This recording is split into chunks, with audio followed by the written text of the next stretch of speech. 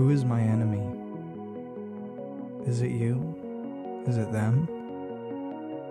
Is it me? This great evil, where does it come from? The lies, destroying our minds, our bodies, our souls. Is this evil in me? Am I slave to my own freedom?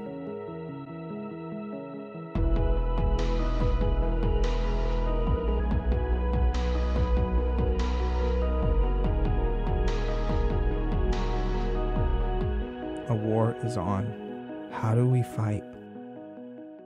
So glad you guys are here. Well done, you made it. Put your hands together. That's a big deal. It's a big deal.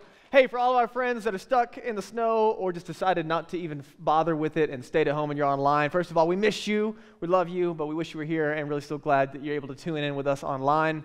As we gather today, my name is Drake. I'm the pastor here. It's an honor to have you gathering with us.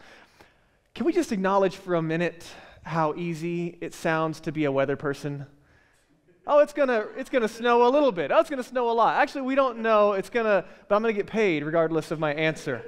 I'm considering careers, additionally. Anyway, so this weekend has been awesome as we thought it was snowmageddon and then less than an inch. I asked Alexa 4 times yesterday. Alexa, how much snow are we getting? Less than an inch. Somebody can't measure. So anyway, it's a lot of snow. I'm so glad you made it. Well done. Hey, so really excited to continue this journey together, life beneath the surface. A couple of quick announcements for you, or just heads up rather, while we get into today's message. We're kind of in this series for a couple of months leading up to Easter. Actually, it'll hang on just a tail after Easter. Kind of a vision series at the beginning of the year, so you can go back, catch it on our YouTube and our podcast, all that stuff, but really excited for the journey that we're going to be on. But listen, no matter where you're coming in on your spiritual journey, whether you're in person or online, we are so glad you're here. We want you to know that you are loved, safe, and welcome here at City Church. Our mission here at City Church is to help people find their way to God from where they are, and we do that by practicing the way of Jesus together in Boulder. And so really glad you're here. What that means for you is no matter where you are on your spiritual journey, our desire is to meet you where you are and help you take some next steps toward Jesus. And so really excited to be gathering with you this morning. Next week, I'm very excited. We're going to have Dr. Tamara Powell from CU Denver in the house. Put your hands together. It's going to be amazing. If you weren't here, she was here 2 years ago, kind of post-pandemic. She's an incredible, not only in her field of influence, but also just loves Jesus, loves our church. And so she's going to be investing in us next week.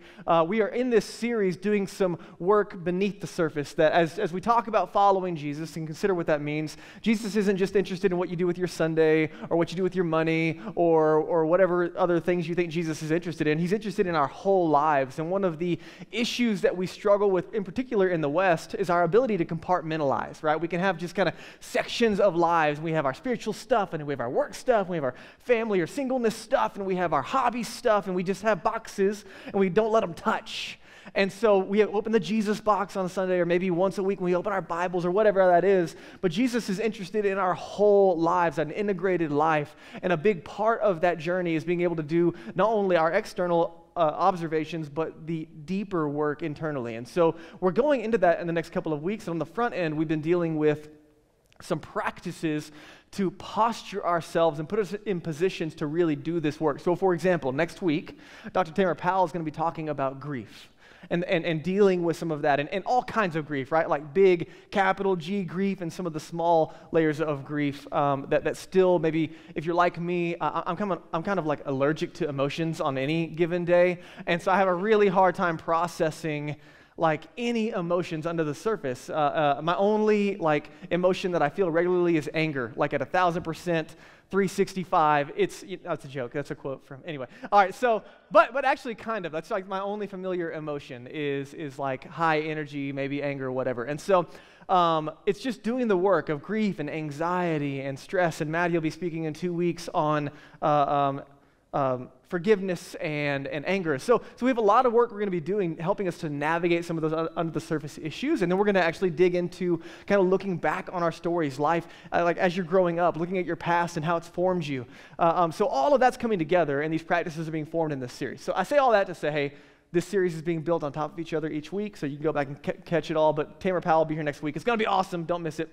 Last week, we dealt with arguably the most important practice. And we're talking about practices, things that we do to come alongside Jesus. If our goal is to follow Jesus, that means we're going to try to be with him, become like him, and do what he did. Or actually, a better word than trying is we're going to organize our lives around 3 goals: being with Jesus, becoming like Jesus, and doing what Jesus did. But that doesn't happen automatically. It doesn't happen when we sit here on a Sunday. It doesn't even happen if you just regularly pray or open up your Bible. There is whole body, whole life integration that we're after, and these practices are what's opening us up to that space. So last week we dealt with arguably the most important practice of the life of a Jesus follower. You can go check it out last week. And this week we're going to deal with a massively important practice that might be totally foreign to some of you in the room. Might be the first time you're ever hearing about it.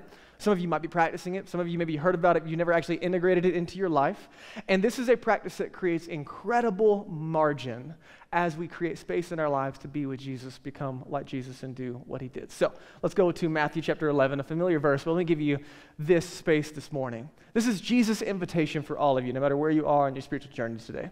Jesus says, "Come to me, all you who are weary and burdened, and I will give you rest.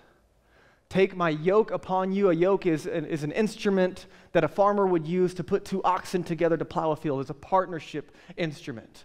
"Take my yoke upon you and learn from me." Jesus is saying, come alongside me. Let me shoulder life alongside you. "For I am gentle and humble in heart, and you will find rest for your souls." I like Eugene Peterson's translation. He says, "Come and walk with me and work with me and learn the unforced rhythms of grace. For my yoke is easy and my burden is light." So Jesus is assuming, not only to his first century audience, but for those who are in the room today, that you are shouldering life, that you might feel like Atlas today. You guys know the Greek god Atlas, like holding the, not talking. I know I don't look much like him, but you know what I'm talking about, right? Like, it's because I have no, it's all right. Right, you have Atlas, he's just holding the world on his shoulders, right? And a lot of us carry life just like that. Like all the weight of the world is on our shoulders at any given point in time. And Jesus is saying, hey, I have a better way. Not only to work, but to rest. And I love that Jesus mentions rest once, but then he goes deeper and says, rest for your souls. Have you ever rested but not felt rested afterward? You know what I'm talking about? Like, you ever done the thing that's supposed to give you rest and then it didn't give you rest? You ever gone on the vacation and then even on the vacation you're not fully resting, and like at the end you're like almost like you can see it on the horizon. Rest is right there, and then you're on the plane home and you're like, oh, we were so close. I just need one more of those. Or, right, you ever had I just need a good night with this movie or a little binge on Netflix or whatever your streaming platform is, or a good game night or some night out with friends or whatever, and it's supposed to give you rest, and then there's like a deep soul. Or you ever like slept in, and then really regretted it? You like actually worse, you like slept 10 hours and you're like dying on the inside. You're like, why am I not rested? And if you have kids, it's a whole nother game. Like, it doesn't matter. Like, it's just there's an internal soul deprivation that happens. Or if you're in school and you haven't slept in 6 weeks because of the work that you're doing on top of work, whatever you're doing. Or if you're chasing a girl. There was a season when I just didn't sleep because I was chasing Danielle. So there's that too. You know what I mean? You have all these different things that you pursue, and then you just don't have rest at a soul level, much less a body level. So here, when we hear these words, listen, it doesn't matter where you are on your spiritual journey. And listen, if you're at home and you didn't show up today in person, I actually think that today is a perfect, timely message for you to actually let this practice get into your bones. And if you're here in person, I'm so glad you made it. And I would encourage you today, you're going to have like just a margin. You go do lunch or whatever and take a moment to just talk about how to implement this practice. It'll be amazing. So when you hear the words from Jesus here, what's going on the inside of your mind? I mean, this invitation from Jesus, like, like, do you long for it? Is there something in you that's like, wow, that sounds good? Or is there something in your mind, and listen, you don't have to say it out loud, but like, are you kind of mocking it a little bit? Like, yeah, right, Jesus. Like, okay, cool. Like, maybe on a spiritual plane somewhere that has nothing to do with real life, Jesus gives me rest for my soul. or something like that, right? Or maybe, there's just kind of, this laughing, mocking, or maybe you find it irrelevant. You're like, I ain't got no time for rest for my soul, Jesus. So that's not, or you don't even feel it. You're like, yeah, I'm pretty good. I'm grinding hard and I'm not really tired and I don't feel any of that. Or maybe there's a part of you that finds it unattainable. Like you long for it and you're like, that sounds great, but like, on what planet is that actually accessible? Or maybe you're in a place where you do catch glimpses of this, where like you hear Jesus promise, and you've had moments when something deep, like a rest outside of yourself, hits your soul. And it's integrated, it's whole life. You've had moments, glimpses of that. You see, most of us have an unhealthy relationship to both work and rest, especially in the West. Most of us have an unhealthy relationship, in particular to rest, but then in relationship to our work as well. And here's what I mean by that. We don't rest well.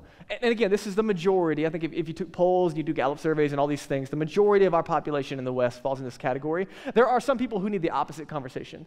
There are some people who have an unhealthy relationship to rest and they need to learn to work, right? That's absolutely true. There are some people that need to work. But for most people, the grind is way more work, way more identity in the pursuit and attainment and accumulation and a struggle to rest. And one of the issues is partly because we confuse rest, when we talk about this, we confuse rest with entertainment and distraction. Right? We just have these ideas of what rest looks like, or that we go to these immediate kind of quick fixes, but they're more like distraction, they're more like entertainment, they don't actually bring real deep rest. Or we carry the idea, and I don't know if this is you, but maybe you're in the group of people that says, I'm only allowed to rest when I earn it. Like, I've got to work hard for my, like, rest is a reward for hard work, right? Some of you grew up in homes like that, or you created that own story in your mind. It's a script you picked up. It's where you find identity. Or maybe some of us in the room, we're afraid of rest, right? Like there's something inside of us that says, I'm only valuable when I'm productive. Therefore, I cannot be still for even a second. So even when I'm resting, the reason I go to distraction, the reason I go to surrounding myself with people or watching things or listening to things or playing things is because I don't want to be still and alone long enough to hear that voice come back that says, you're only valuable when you're doing something valuable. Or you just simply feel like Atlas today and you got the world on your shoulders and you're like, even if I wanted to, I can't rest. You see, the life of Jesus is one of unhurried, loving presence. Jesus was present to himself, he was present to others, and most importantly, he was present to God, which gave him the grounding for that space. And when Jesus invites us into life with him, it's a life, what he would call abundant life or true life. It's what you were created for, but it's also one of rest. And we live in a culture that has traded rest for restlessness. And that's the norm. And restlessness is not just busyness. There's a restlessness of soul that you and I struggle with. And many in the West, followers of Jesus included, as well as people who are not, we settle for busyness and burnout and a new diagnosis called hurry sickness, which is this overall anxiety of life around everything you have to do. We settle for compromise and anger and sadness and frustration and this deep restlessness as we hurry through life. And one of the reasons that this is such a pervasive reality in the world that you and I live in is because human desire is infinite. Dallas Willard would say. Human desire is infinite. How much is enough? Just a little bit more. One theologian said, what would it take to be truly satisfied on earth? He said, you would have to experience everything. Everything, everyone, every space. And you know what the problem is with that? Is that while human desire is infinite, you and I are finite. We're limited. And so then we constantly are burning ourselves out trying to fill infinite desire with the finite offers of the world in front of us.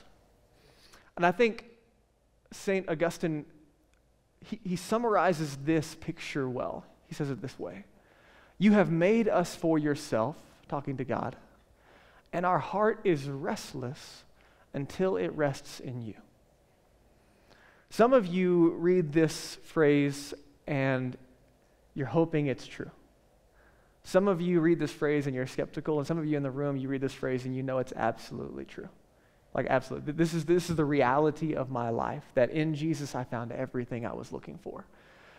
But also, if you're in that space, you also recognize that there's still this pull to look elsewhere, that I have to keep coming back to Jesus, I have to train myself in a direction to actually not only trust Jesus with my mind, but move it into my entire being.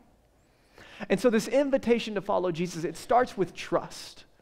Right? To believe in Jesus means to trust in him, his person, his character, his words, his invitation to true life, that what he said, he really can do. His invitation is worth taking to the bank. It starts with trust, but then it also works itself out in relationship and training. And so we trust in Jesus. Come to me, yes. Some of you are right there where you haven't made the decision to come to Jesus, and I would encourage you, man, take Jesus up on that, because his words are true and this life is good. But it starts there, it doesn't end there. It's an invitation into relationship, and that's where training and practice come into play. That we are then learning to become the kinds of people who live out of a place of rest. And so last week, I gave you this practice of silence and solitude. The most formative practice of Jesus' life, possibly the most important when it comes to you and I, the most contested practice of the life of a Jesus follower is getting alone, intentional time in the quiet to be alone with God and ourselves on a daily basis. And so we gave you some tools. If you missed last week, you can go catch it on the podcast, YouTube channel, resources in the lobby, Bibles are in the seatbacks in front of you as our gift to you. All of that's there for you to help you create the space daily to be alone with Jesus. Even if it's like 15 minutes, right? We said start wherever you can. But creating that space begins to give us margin to be with Jesus, become like Jesus, and do what he did. But today, I want to look at another practice from the life of Jesus, also woven into the routine and rhythm of his life, that counters very specifically hurry and restlessness as we easily slip into it each week. So, Matthew 11, right? We just looked at that passage. What's really interesting, you can read it on your own time. If you go to Matthew 12, just literally right after we see those words from Jesus, we have two stories from Matthew of Jesus around the topic of Sabbath. This word Sabbath, you're going to see over and over again in not only the life of Jesus, you'll see it from the Old Testament, we'll do a little bit of a deep dive today, is a practice that Jesus regularly engaged in. And the stories that you see in Matthew 12 are actually some religious leaders, some Pharisees, very upset with Jesus because he's not keeping the rules. So they get the principle of Sabbath backwards. Sabbath literally is a Hebrew word, Shabbat, which means to stop. It means to stop. And so for the Pharisees, that this was a really big deal to stop everything. They were massively legalistic. This was a restrictive practice where you couldn't do anything. No fun on the Sabbath, no help. And so they were really mad. Jesus and his disciples are walking through a field and they're picking grain off of the stalks. And then, a little snack. I've never done that in my entire life, but I don't know if it's good or not. You season it, I don't know. But they're snacking on grain, and then the Pharisees are like, what are you guys doing? They're working on the Sabbath. And Jesus is like, what is wrong with you? Right? And so these guys have taken a gift from God and made it restrictive. And so then what they get is instruction in the opposite direction. What I'm going to argue today is you and I are not Pharisees. We're on the opposite end of the spectrum, that we reject the gift altogether. But let me show you, Mark also summarizes the same story in Matthew 12. He gives us the conclusion. Here's how Jesus responds in Mark chapter 2. Jesus says to the Pharisees, the Sabbath was made for man, not man for the Sabbath. So they've got the cart before the horse here, right? This day was made as a gift for humanity. Humanity was not made to be a slave to this rule. So that they've got it backwards. They're totally missing the life in this practice. And so the Son of Man, speaking of himself, is Lord even of the Sabbath. So Jesus is flipping everything they think they know on top of their heads. He's saying, hey, I'm the one that's in charge here. And this is a practice that's a gift for humanity, and you've got it completely backwards. So, as we talk about the Sabbath today, I want to help you understand that this was a routine practice in the life of Jesus. As in every 7 days, he's practicing very intentionally the life-giving practice of Sabbath. He said, what in the world does that mean and look like? And so here's what I want to give you. Sabbath, as a definition, is a 24-hour block of time in which we stop work, enjoy rest, practice delight, and contemplate God. And this is straight from emotionally healthy spirituality. So when you go through Growth Track 1 and 2, you join the team, become a part of the family here at City Church, take all those next steps. One of the first things we do is we say, hey, before we want anything from you, it's what we want for you. And so we give you 2 books. One of them is Emotionally Healthy Spirituality, which is to help you grow underneath the surface as a whole person and following Jesus. And this is the definition from Pete as he talks about the practice of Sabbath. So a 24-hour block of time in which we stop work, enjoy rest, practice delight, and contemplate God. And so before you write me off, you're like, this is ridiculous, I ain't got time for this. Hear me out, because I promise you this can be valuable for you if we'll listen to what God has for us today. So again, Sabbath is a practice where we cultivate, instead of restlessness, we go counterculture and we cultivate a spirit of restfulness. Walter Brueggemann said it this way: people who Sabbath regularly live all 7 days of their life differently. It's a practice very interesting that we'll dig into in a moment that is very life-giving. So again, if we're following Jesus, be what Jesus, become like Jesus, do what he did. This is one of the practices we see in the life of Jesus that we can learn from. And so I'm going to invite you into it today. Now that was the definition, and as you wrestle with it, let me give you the 30,000-foot view. So where does Sabbath come from? What in the world are we talking about? What are we looking at really on a 7-day basis? So the Sabbath was first introduced in the 10 Commandments. You guys heard of those? Right? Like the Big 10? Okay, generally some good stuff, right? So here's what happens. The people of Israel are in slavery for 400 years under the hard fist of Egypt. God rescues them out of slavery. They are now free people with a new identity, and then they are given the 10 Commandments. So the 10 Commandments, like some people get it wrong, it's not God wagging his finger at people saying, you better do these things or you're out. No, it's God teaching them, you have already been saved, and this is what saved people look like. This is what free people live like. This is, as my people, this is how you can live out that freedom. Does that make sense to you? And so it's not earning God's favor, it's living from God's favor. And so the 10 Commandments show up, and they're generally good things, like don't kill people, right? Which most people agree is a good idea. Don't lie, don't cheat on your wife, don't steal, things like that. Some good stuff. Would you agree? Right, all right, so what's interesting is of the 10 Commandments, most people are like, yeah, green light. Like those are just good moral things, regardless of where you are on your spiritual journey. They kind of make sense. What's interesting is the Sabbath is in there as well.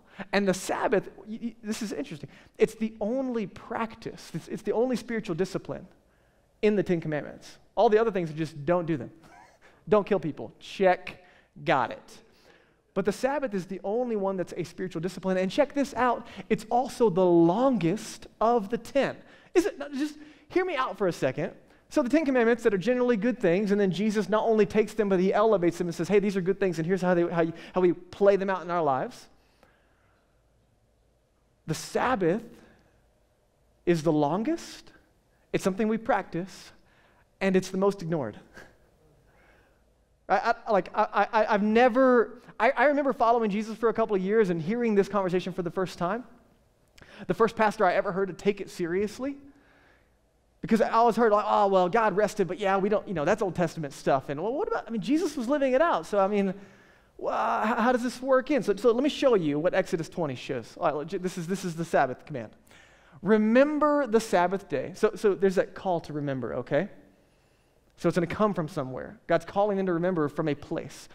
Remember the Sabbath day. So it's a day, 24-hour block of time. You guys got that context? Okay. By keeping it holy. That means set apart. 6 days you shall labor and do all your work. You got that? So for those of you that struggle to work, 6 days. Right? There's a couple of teenagers that need to hear that sometimes, right? 6 days, right? But the 7th day is a Sabbath to the Lord your God. To stop, to rest, delight. And on it, you shall not do any work. Chick-fil-A, come on, they are crushing it, aren't they? All of us wish Chick-fil-A was open on a Sunday, but they're just trying to obey the Sabbath, right? All right, for in 6 days, The Lord, listen, here's the grounding principle for where the Sabbath comes from. In 6 days, the Lord made the heavens and the earth, the sea, and all that's in them, but he rested on the seventh day. Therefore, the Lord blessed the Sabbath day and made it holy. So the Sabbath principle is grounded in the Genesis narrative. So what are we remembering? So this command goes all the way back to the creation story. And the grounding is in Genesis itself, that God creates humanity, everything. On the 6th day, God is creating humanity. On the 7th, he rests. I want you to think about this. Adam and Eve are created on day 6, and their very first day on the job with God is a day of rest. How cool is that? Let's say you get a new job and your employer's like, yo, can't wait for you to start. It's going to be awesome. Yeah, great. I'll see you tomorrow. Actually, tomorrow you are off and you're paid all day. Yes, I sign up for that every week. That sounds wonderful. That's the first engagement. Adam and Eve, their first day is a day of rest with God. And here's the point. Here's what I want you to understand, is that there's something that we struggle with our work and our rest and our identity, that Adam and Eve from the beginning, before brokenness enters the world, is that they are learning to work from their rest rather than to work for their rest. So let me give it to you again. The Sabbath is a tool, a practice to teach you and I to work from our rest, not for our rest. Both work and rest are gifts from God to be received. And I remember the first time I heard this taught, the guy that was coaching us, he said, why is it that we pay attention to the other 9 and we just conveniently ignore the one? We actually kind of brag about breaking this commandment, don't we? Oh, I'm just so busy. I just got so much to do. I find so much identity in not resting. Right? And he's like, well, why would this one be any like, he said, if you ask me to break the Sabbath, you might as well ask me to cheat on my wife. And I was like, dang.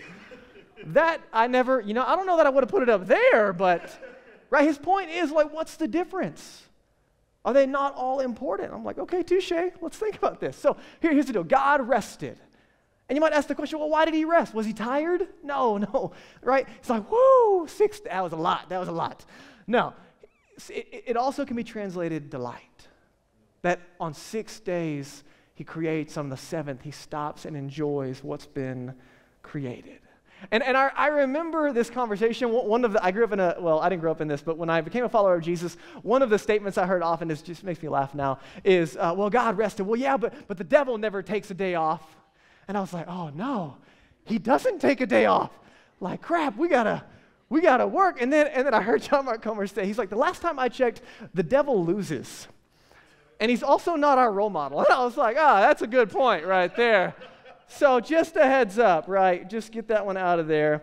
So here's the deal. God has literally built this rhythm of rest into the grain of the universe, into the creation rhythm. And lots of stories in the Old Testament go back to watching Sabbath actually serve the land. And so if you know anything about farming, as we farm land, we have to let the soil rest in order for it to continue to produce. You guys know that? And if we just keep taxing soil without giving it rest, eventually it becomes completely deficient of all nutrients. The human soul is not all that different.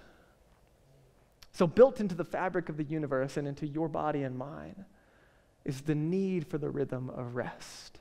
And I can't remember which theologian said it, but if you go against the grain of the universe, you're probably going to get splinters, right? So the idea is when we struggle to rest, there's some pretty normal consequences that show up. And so as we think about this, I just want you to think about it. Exodus 20 is a command to rest. Does that sound silly to you?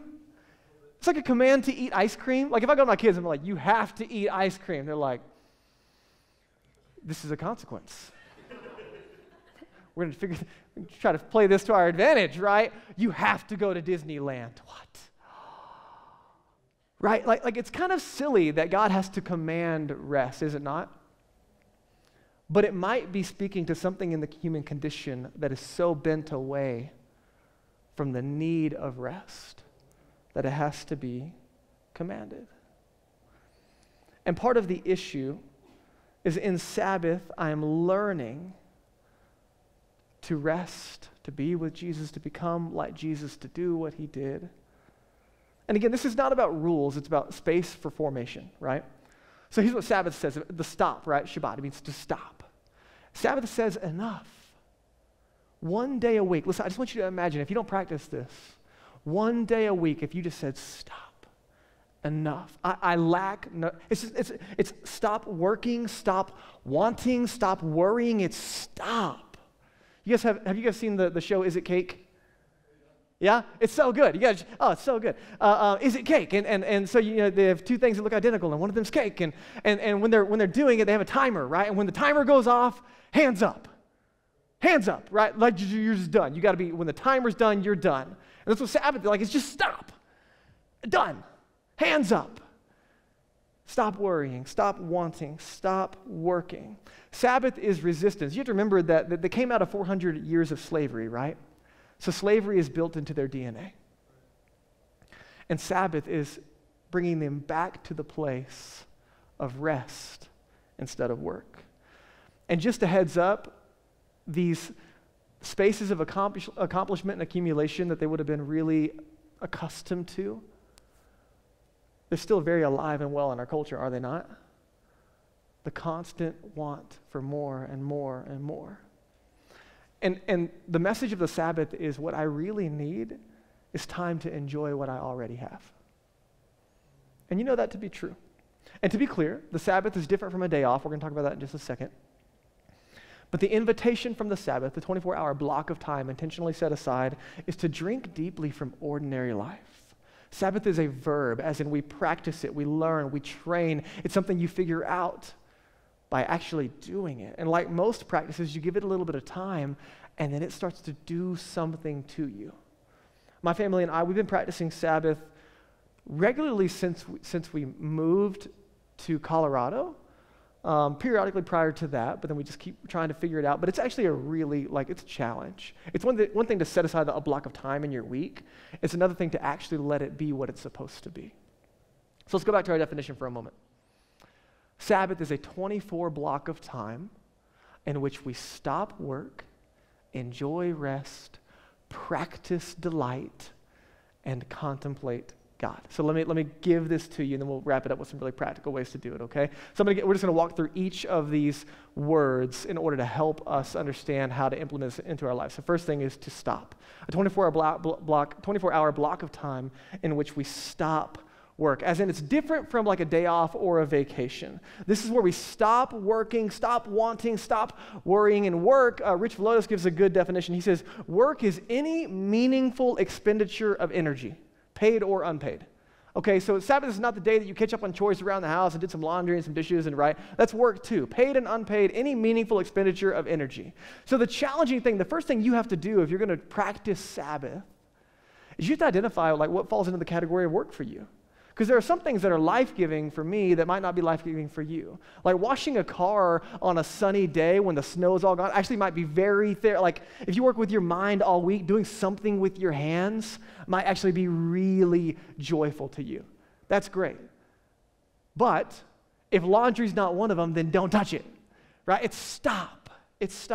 And as we think about this discipline and practice, I want you to remember that every discipline, every practice is saying no to something or some things because you want to say yes to something even better, right? That's kind of the swap out of every practice. And so what we're doing as we stop is we're letting go of the illusion that we are indispensable.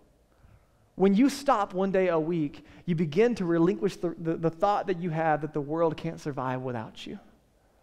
Here's what Pete Scazzero says about Sabbath. He says, Sabbath can be terrifying because doing nothing productive leaves us feeling vulnerable. We might feel emotional exposure or nakedness before God and others. You see, overworking hides the feelings of inadequacy and worthlessness, not just from others, but also from ourselves. As long as we keep busy, and busyness it doesn't have to be work. Busyness can be all kinds of things. As long as we keep busy, we can outrun that internal voice that says, I'm never good enough. I'm never safe enough. I'm never perfect enough. I'm never extraordinary enough. I'm never successful enough. Do you recognize that voice? You and I, as we stop, get to wrestle, not with what we think we are, but who God says that we are. You see, Sabbath is the one day that you get to do nothing productive and still remember that you are utterly loved, immeasurably loved. Some of you really struggle. You have this guilt that if you're not being productive in some way, then you're not valuable. You are what you accomplish, right? Those are the scripts. And we're actually going to deal with those in the coming weeks. But Sabbath is a practice where we open ourselves up to not only the lies that we believe, but then what God wants to say in response. In Sabbath, as we stop, we are affirming that human beings have infinite value and worth apart from their productivity. And that God's love is the most important reality in the universe. That's what we're trying to stop and recognize.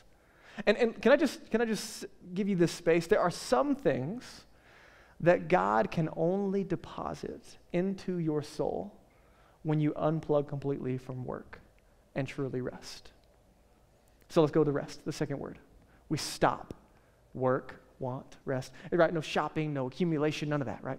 And then we enjoy rest. We engage in activities that restore and replenish us. And so listen, this is all over the map, right? This is for you to think about. Napping, hiking, reading, eating good food, top of my list. Enjoying hobbies, playing sports. Yesterday we rolled around in the snow and built the biggest snowman we could possibly, and I'm not gonna lie, I was trying to Sabbath yesterday, but part of me was still working to accomplish the biggest snowman I could, pull off there. I felt, there's a little bit of significance, like, yeah, I built that. But anyway, you have these spaces, right? The key is to rest from both paid and unpaid work. So just like land needs to rest, your soul needs to rest. Here's how John Mark Comer says it. He says, friends, Sabbath is coming for you, whether you choose it or not. It's going to come as delight if you choose it, or discipline later. And what it means by that is if you run full throttle 7 days a week nonstop, what happens normally to the human body in those spaces? Chronic illness, another cold, right? Things start to break down. It's quite interesting if it's built into the fabric of the universe that Sabbath is coming, whether as delight or as discipline. And so the idea is that we respond and receive this gift rather than pedal to the metal and crash and burn. And once we stop and we rest, we'll find that God is actually speaking way more than we've been paying attention to. And what I would ask you to do as you think of rest is, what is that for you? Danielle and I have conversations constantly. We are so different in our makeup that our rest is like opposite ends a lot of times. And so there's some things we find in the middle, but then we have kids and all those things, so how do we navigate a healthy Sabbath? We have to talk, hey, what brings rest and delight to you? Hey, what is it for me? And then we work with each other to create that space in a 24-hour block. And it's a lot of work. But the next one is delight. Practice delight. What gives you joy? What gives you delight? Genuinely, you think about it. What is it that brings you joy and delight? Here's the question that I've been sitting in all week. If you could ask one question at lunch today, what could I do for 24 hours that would fill my soul with a deep, throbbing joy? A lot of people would say, I don't know, because I don't know how to rest. What could I do for 24 hours that would fill my soul with a deep, throbbing joy? What brings you delight? And listen, this can be, if you're a people person, this is people. If you're an introvert, you're like, absolutely, no one for 24 hours, right? This is putting your phone in a box and not touching it for 24 hours. This is eating the best burrito of your entire life with salsa verde and a little bit of queso. You're like, oh, Jesus is so good and alive, right? Like whatever it is for you, it's a hike in the woods. Yesterday, and listen, I'll brag a little bit. We've been working hard, and then I'll be honest at the same time, working hard to work this rhythm intentionally into our family.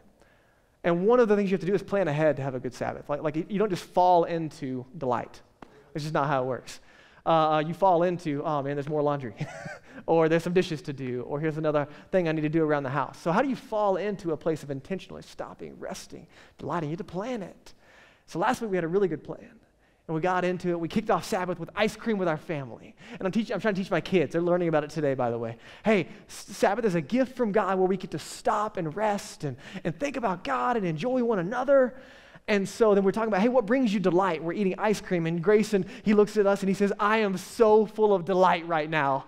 And I'm like, this kid is crushing Sabbath right now. He is the epitome. And then yesterday, I kid you not, I was sick on Friday, which messed up my rhythm to get into Sabbath together. And Danielle we didn't plan, and so had a half Sabbath yesterday. We're just trying to practice it. And so about noon, snow's falling, and kids are like, I want to go outside and play. And then Grace is getting all this snow stuff on, and he's like, this is the best Sabbath ever. Right? And he's 8. He has very little understanding of what we're talking about, other than this is a day of rest, a gift from God, where our family is together and we party. And so then we go play in the snow for like 3 hours, and everyone's dripping wet, and it's awesome. And it was really, really cool to look at those spaces. But also, kind of like fell into Sabbath yesterday. Like there wasn't a lot of plans, so then we had moments where it was awesome and other moments where it wasn't. So what is it that brings you delight? This is a hard one for me. Can I be honest? Mine changes. I love being with people. So last week, part of Sabbath was playing Guitar Hero, a rock band with Seth and Maddie. It was awesome. Just get to, and then sometimes it's quiet. It's playing in the snow with our family. It's a good meal. It's reading a book. Taking a nap. I'll be honest, taking a nap should be in there, but I struggle so much because it feels unproductive. I can't take a nap. I got things to do. No, stop it. I want you to think about it. Jesus kept getting in trouble for healing people on the Sabbath. Why do you think that is? Because it brought him delight. So Jesus wasn't violating the Sabbath. It was something that brought him joy and delight. Does that make sense to you? And so listen, this is a lot of permission. It's not restrictive at all. It's an invitation, a gift from God to you to learn to work from your rest. Work is a gift, right? It's absolutely part of God's gift for you. You're wired, you're made to do things and to contribute to the world around you, absolutely. But there's a posture of learning to work from rest or for rest. And lastly, we contemplate God. Right? Sabbath is not taking a break from God for 24 hours. And it's actually really easy to do, okay? If you're not careful, you do all this other stuff and you don't think about God at all. So we're not taking time off from God. We're actually drawing closer to him. But you got to expand your idea of worship to the massive definition that it is. So it can include songs and Bible reading and prayer and meditation. All those things are absolutely spaces of worship, but so is a burrito and a hike and skiing with friends and board games with friends and whatever else, naps and the things that you do, whatever. It all falls into worship. It's an invitation to see God in the middle of everything, that every good gift is from him. To recognize the hidden ways that God's goodness is at work and present in your life. So again, I'll tell you, because I was sick, we didn't plan very well for Sabbath, and so just kind of fell into it. And so about noon is when we really tried to unplug yesterday. And normally our family, we have a Sabbath rhythm of Friday night after work, 6 p.m. to Saturday at 6 p.m. It seems to serve us better in that space. And so 24 hours of unplugging. But yesterday it didn't work like that. But at 12, we begin to unplug. And there's a lot of times where I have to let my soul catch up with my body to actually be there for that practice. And I stepped outside, I'm letting our dog out. That snow's falling like big old chunky snow. You know what I'm talking about? It was crazy. All right, so I'm outside, and it's so quiet. No cars on the road with that, none of that. No birds, no nothing. It was so quiet. And I'm just there, not trying to be present. And then just a moment, I take a breath. And I'm listening to what I can't hear. And then I hear, and the heavy snow is falling off the trees, and it's just landing in other snow, and it's really cool little sound. And I'm just sitting there, and as I watch the heavy snow fall, and my dog farts around in the snow, and whatever, it's just so quiet. And in a moment, I just breathe in, and in that silence, I'm like, wow, God, this is pretty cool. And then I was distracted and went and picked up poop. You know what I mean? That's what I did. So, but in that's what the practice of Sabbath is like this trying and training of becoming present to myself and God and others. So, Sabbath here's the big idea. If you get nothing else today, here's the invitation. Sabbath is screaming at the human condition that I can do nothing productive one day a week and I am still utterly loved. And I learn to live and love and work from that space. So again, this is an invitation. It's a practice that you can implement into your lives. And some of you are like, I have no idea how I would ever get this practice into my life. My schedule's so full, and I've got stuff every day of the week, and I've got little kids and all. I hear you. God rested. So we just take a deep breath and say, could there be some life in this practice for me? It's a gift you receive. It's not meant to be restrictive. It's a rhythm in the life of Jesus that then we can learn to adopt, to continue to drink deeply from the well of life that we have not only in forgiveness in our relationship with Jesus, but then in walking in this life with him. So let me say it this way. Some of you in the room today, you don't need this discipline. You don't need this practice. You need the relationship. You don't need another thing to do. What you're actually missing is that first invitation. Come to me, find rest for your souls. To trust in Jesus and to find life that you do nothing for. You don't earn it. You don't maintain it. In fact, Jesus gave his very life in your place for your sins, just like he did for me. He was buried. He rose again to offer new life to anyone who would trust in him. And that new life is accepted. It's received as a gift in a moment, and then it is continually worked out in relationship in a lifetime. So hear me, some of you need the relationship before you need this practice. But others of you, you have the relationship and you need this discipline. You need margin. If you're like me, you have just a natural bent disposition of an unhealthy relationship with rest and work. And I want you to imagine a community of people, followers of Jesus, living out of a place of rest. Not perfectly, but orienting our lives around the space of being with Jesus and becoming like him and doing what he did. Sabbath is a place of orientation, of rest and peace with Jesus that carries into the rest of the week. Imagine the impact for your singleness or your marriage, in your parenting, in your workplaces, in your neighborhoods, in your city group. Like, imagine the impact of coming from a place of peace and rest and joy and delight. Imagine the place in your mind where all week you're looking forward to the Sabbath. That's what I'm trying to cultivate in my kids. I want them to look forward to this gift. And then imagine, I can make it, Sabbath is coming. I can make it, Sabbath is coming. And then imagine being on the other side of Sabbath and being so full that you enter into your work in a different headspace than you were the week prior. So a couple of next steps for you and I. Number one, just remember that this is practice and not performance. This is not earning God's favor. This is not you better, or don't get your heart stuck in those places. This is an invitation. It's a gift from God for you and I. As you consider, I would encourage you to create space, to practice Sabbath this week. Just try it one time. Practice it. 24-hour block of time where you stop work and lean into rest and practice delight and contemplate God. And as you do that, here's a couple of things that I want you to do today. Make a list of things that bring you delight. It's actually harder to do than you would expect. Like, what is it that brings you delight? So for me, man, I love to wake up to a good cup of coffee on Sabbath and my kids not bother me. They get to watch TV or whatever they want to do. And I love to pray or read the scriptures or read a book or whatever. I love to have a slow morning. And then sometimes I love to go on an adventure with my family or to get together with good friends and have good food. I'm a pretty easy dude. Whatever, there's like a short list for me of things that really bring me delight. Danielle has her list too. We're trying to, how do we work this together? So make a list of things that bring you delight. Number two, you probably have to make a to not do list. Right? Seriously, as crazy as this is, you have to actually think ahead. So one of the things to really prepare for Sabbath is we have to plan for it. So when Friday's coming, we're getting all the chores done. We're like, finishing, laundry or doing the dishes or whatever. And it's like, is it cake, right? At 6 p.m., hands up.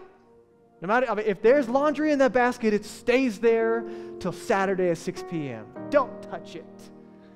Unless that brings you delight. But no one in my house finds delight in that, right? It's not it. And so hands, right? And it's a practice, right? One of the things is putting our phones away, just because all kinds of madness comes through that space. But outside of that, that's just practices for our family. Make what is not life-giving to you. And actually, Danielle and I have to communicate about that, right? What's not like, hey, what is it for her and me, and how we kind of balance that together. Create margin sometimes, like I'll watch the kids half the day, we'll do something while she's having space for herself and vice versa, whatever. The next thing is just let me encourage you, plan, prepare, and experiment. Right? You can't fall into it. I promise it's not going to be good. So here's where I am. I'll tell you where I am in the practice of Sabbath. Sabbath is something that we have blocked out in our calendar, but it's not something that we always intentionally plan for and practice well. Sometimes I'll fall into Saturday and look up without a plan. And quite frankly, there's very little intentional rest and delight in contemplating God. But on the days that we plan well, friends, it is the highlight of our week. And again, it's different from a day off where you're doing your things, running around, chores and shopping, whatever. It's different than that. So wherever you are, it's just an invitation to try one time this week. Find the time that works for you. I work on Sundays, right? So for me, Sabbath is not on Sunday, but it could be for you. The space for you, identify a 24-hour block of time and just try it. And as always, community can be helpful as you process this together, whether in your city groups with others. And let me encourage you in this. Continue to create space daily for silence and solitude. So there's margin in our day to be with Jesus, become like Jesus, and do what he did, to orient our hearts and minds toward God throughout our day. And then Sabbath is a practice once a week that allows us to reset our entire way of life. Resistance to restlessness and receiving the gift of rest. And the last thing is continue the 21-day journey of fasting. Right, so we started a fast last week, 21 days, and a fast is just a practice of giving up something that we love in order to pursue what we love even more. And the point of this fast in this time period is to allow you, every time you experience hunger, whatever you're giving up during this season, when that hunger arises in you, you then you turn your affection back toward God. So my time with God during the day, Sabbath coming up, these are all meant to work hand in hand together. So if you're not already on this journey with us, I'd invite you to jump into it. We've got 2 weeks left. As always, our groups are where we're really fleshing these things out. So if you're not in a group, we'd love to have you in one. Let me pray for us. God, thank you so much for this space. Thank you for a snow day where we get to, again, I don't know, we have to like a forced rest. Except for when we were cleaning our cars, that wasn't restful. But other than that, God, thank you for the gift of rest. Thank you for modeling it for us. That there's so much that we already have to enjoy, to slow down, to stop, to find our identity in you and who you say that we are. I pray for my friends in the room, for my friends who have this relationship but struggle with the practice of creating margin. Would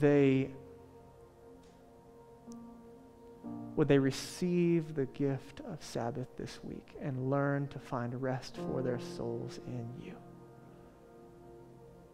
Would there be something that's kind of exciting about planning ahead and preparing to stop and rest and delight and contemplate? And for my friends in the room who are not yet followers of you, who hear this invitation, come to me, find rest for your souls, would they today make the decision to trust in you, to receive the gift of new life, forgiveness of sin, and step into that relationship?